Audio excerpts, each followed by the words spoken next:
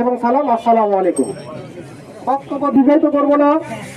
আপনারা দেখেছেন গত 17 বছর বিএনপি পিছনে লেগে একটি সরকার বিতাড়িত হয়েছে এবং চোরের মতন পলায়ন করেছে। তার বাংলাতে তার কোনো স্থান হয় নাই।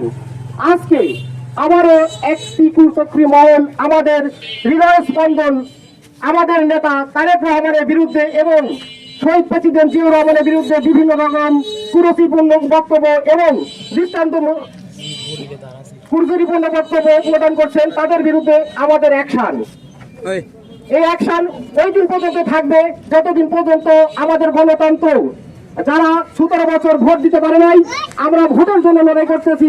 বিএনপি এমন একটি সংগঠন, সেই সংগঠন ভোটের মাধ্যমে বারবার নির্বাচিত হয়েছে।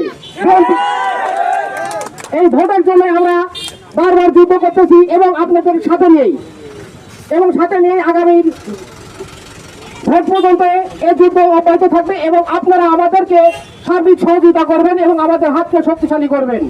এর সাথে আরেকটি কথা বলতে চাই, আমরা বিএনপি করি, আমরা ধোয়া তুলসী পাতা নয়। সবাই আমাদের মধ্যে কিছু দুচরিত্র এবং সন্ত্রাসী কায়েমে বিভিন্ন ধরনের অরাজকতা করছে, তাদের বিরুদ্ধে আমাদের অ্যাকশন থাকবে এবং আপনাদেরকে যদি কেউ ভয় ভীতি এবং সাধারণ মানুষকে বিভিন্ন ধরনের বিভ্রান্তিমূলক কোনো কথা বলে থাকেন, আমাদের কর্ণধারা ইউনিয়ন বিএনপির যারা নেতৃত্ব দিয়েছেন তাদেরকে বলবেন, আমরা তার সুষ্ঠু সমাধান করব।